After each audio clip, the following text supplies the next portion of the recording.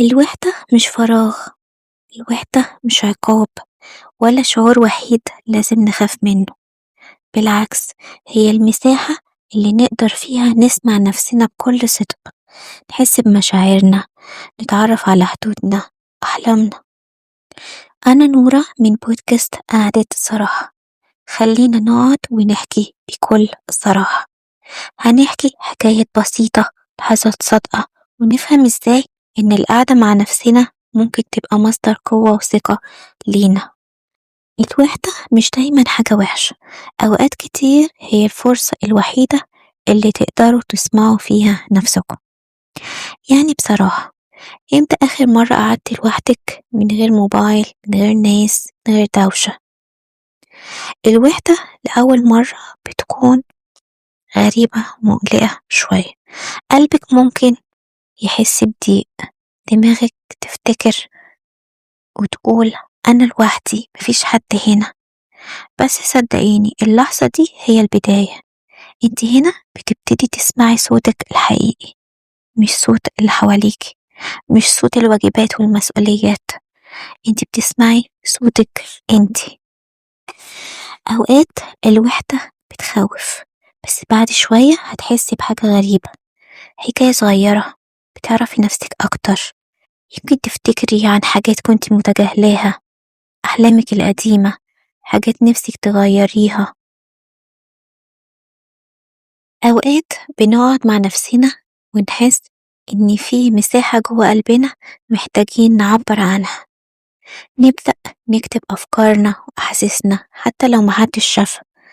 اللحظة دي هي اللي بتعلمنا نسمع نفسنا من غير أي دوشة. الوحدة مش بس سماع نفسنا، هي كمان فرصة نحس بكل مشاعرنا اللي كتمناها بسبب الناس والظروف. بتظهر هنا على شكل حزن، فرحة، قلق، أي حاجة. الوحدة بتعلمنا إن المشاعر مش غلط، وإن التعبير عنها صح. كتير مننا بيخاف من الوحدة لأنه فاكرها مملة، بس الحقيقة لو عرفتي تعمليها صح بتبقى أمتع من أي خروجة أو كلام مع ناس.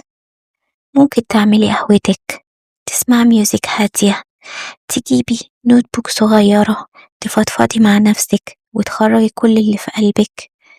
ممكن تحكي عن اللي حصل النهاردة، عن أحلامك، عن الناس اللي خدت طاقتك، بس من غير لوم. لما تقعدي مع نفسك مش بس تسمعي صوتك، انتي بتبدأي تشوفي حاجات ما كنتيش شايفاها. تعرفي حدودك، تعرفي اختياراتك، تعرفي امتى تحبي وامتى تمشي. الوحدة بتبقى تدريب على الوعي. كل لحظة هدوء، كل دقيقة بتبقي فيها صادقة مع نفسك، بتخليكي تكسبي شجاعة. شجاعة تعرفي تختاري، شجاعة تعرفي تقولي لأ من غير خوف، وتعرفي تحمي طاقتك من غير لوم. خدي بالك، الوحدة مش نهاية القصة، هي بداية علاقتك مع نفسك، علاقتك الحقيقية والصادقة. مش لازم تحسي بالذنب لما تحبي تكوني لوحدك، مش لازم تهربي من القعدة مع نفسك. خدي وقتك، اسمعي نفسك، اضحكي، افرحي، حتى لو الدنيا كلها جاية عليكي. لو عجبكم الفيديو ما تنسوش تعملوا لايك وشير عشان يوصل لكم كل جديد. بحبكم.